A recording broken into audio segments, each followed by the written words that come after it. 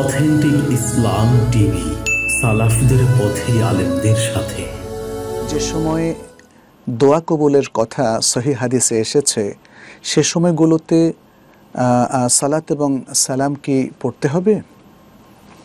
এর উত্তর হচ্ছে, দোয়া কবুলের জন্য যে সময়গুলোর কথা আমরা কোরআন কিংবা হাদিসের মধ্যে পাই,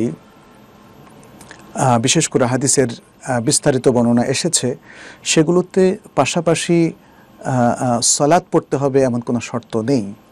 সালাত তো পড়তে হবে, ইন্না সালাতা কানাত আলাল মুমিনিনা কিতাবা মাওকুতা, যে 5টা ওয়াক্ত আমাদের জন্য নির্ধারণ করে দেওয়া হয়েছে, ফরজ সালাতগুলো সেই সময়ই পড়তে হবে, তার সময়ের ভেতরে।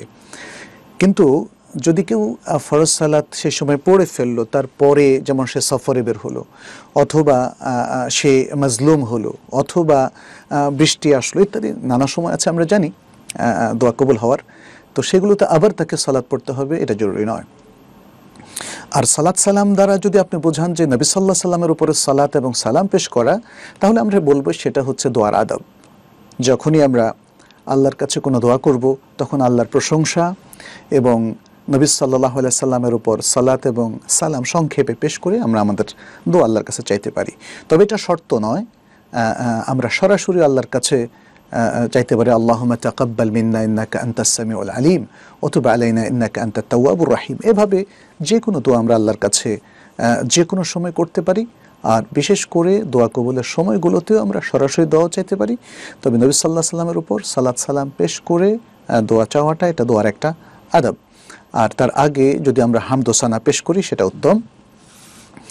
আর আমরা জানি যে ফরজ সালাতের পরে আল্লাহ সুবহানাহু ওয়া তাআলা দোয়া কবুল করেন।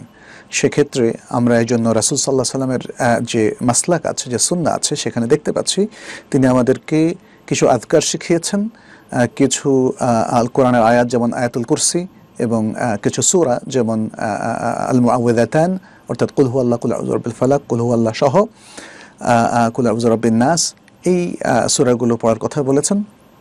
আর পাশাপাশি দোয়া, খুব সুন্দর সুন্দর দোয়া আমাদেরকে শেখানো হয়েছে। অতএব আমরা